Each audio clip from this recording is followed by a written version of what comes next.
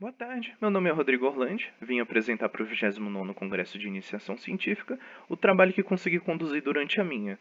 Então, com a ajuda dos professores André Barros de Salles e o professor colaborador Eduardo Palmeira, realizamos uma revisão sistemática da literatura de jogos sérios digitais sobre interação humano-computador.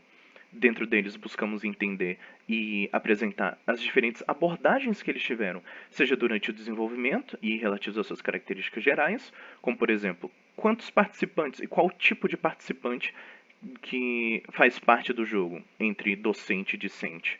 Entendemos como que a avaliação foi conduzida em cima do jogo, porque todos os estudos dos jogos tiveram uma avaliação conduzida, para poder verificar justamente qual a efetividade do jogo como uma ferramenta auxiliar ao método de ensino, ao método de aprendizagem.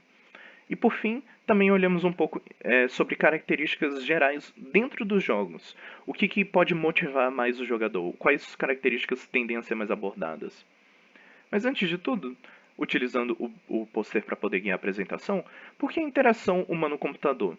Qual que é a importância? Então temos que a disciplina de HC é um conteúdo importante, visto que promove a qualidade de diversos aspectos em softwares, os quais são utilizados mundialmente.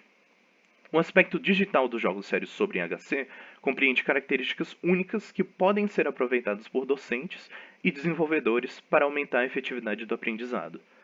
Então temos que o objetivo deste estudo é apresentar jogos sérios digitais de HC e aspectos relevantes à abordagem que trazem, incentivando a discussão do desenvolvimento de jogos sérios de HC e servir como base para trabalhos futuros. Dentro da metodologia, temos que o trabalho foi realizado através de uma revisão sistemática da literatura. Os estudos selecionados apresentam jogos sérios digitais que ensinam em HC.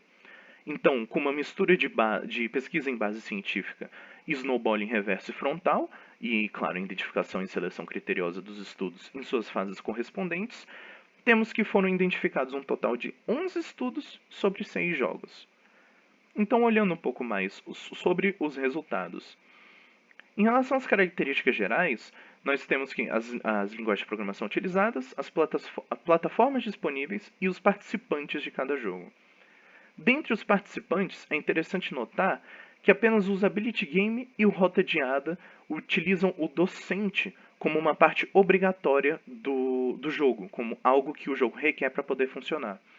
Isso é interessante por poder alinhar um pouco mais a utilização de um jogo sério com uma metodologia de ensino tradicional.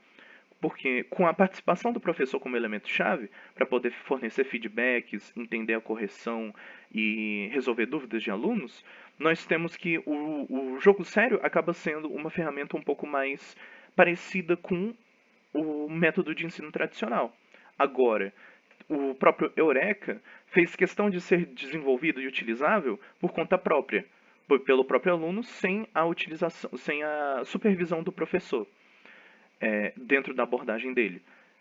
Então, esses são dois exemplos diferentes de abordagem que um jogo sério pode ter em relação ao ensino dele, como que ele vai ser conduzido. Temos também as características dos jogos, temos se os jogos apresentaram narrativa, se apresentaram pontuação, a presença de feedback nos jogos, se o jogo é de analogias ou de simulação em relação ao contexto que ele apresenta. Um jogo de analogias vai apresentar resultados similares aos que tem na vida real, enquanto o jogo de simulação simula um contexto para você poder trabalhar dentro dele e poder se imergir dentro dele. Como que foi conduzida a avaliação?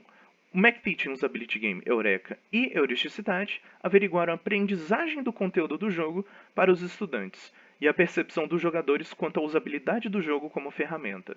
Ao menos um questionário ou formulário foi utilizado em todos os estudos para análise da percepção dos estudantes e feedbacks para o próprio jogo sério. Se o jogo ensina bem, se tem algum elemento na interface que eu gostaria de melhorar, se os elementos pedagógicos do jogo são próprios e ensinam bem. Mas, então, diante dos dados analisados, são descritas variações de abordagens que ilustram como que os desenvolvedores de jogos sérios de IHC podem atingir os seus objetivos. É de interesse só notar a falta de interesse em jogos sérios digitais móveis, que eles vão tomar vantagem da aprendizagem móvel para se tornarem ferramentas de auxílio ao ensino. Obrigado pelo tempo.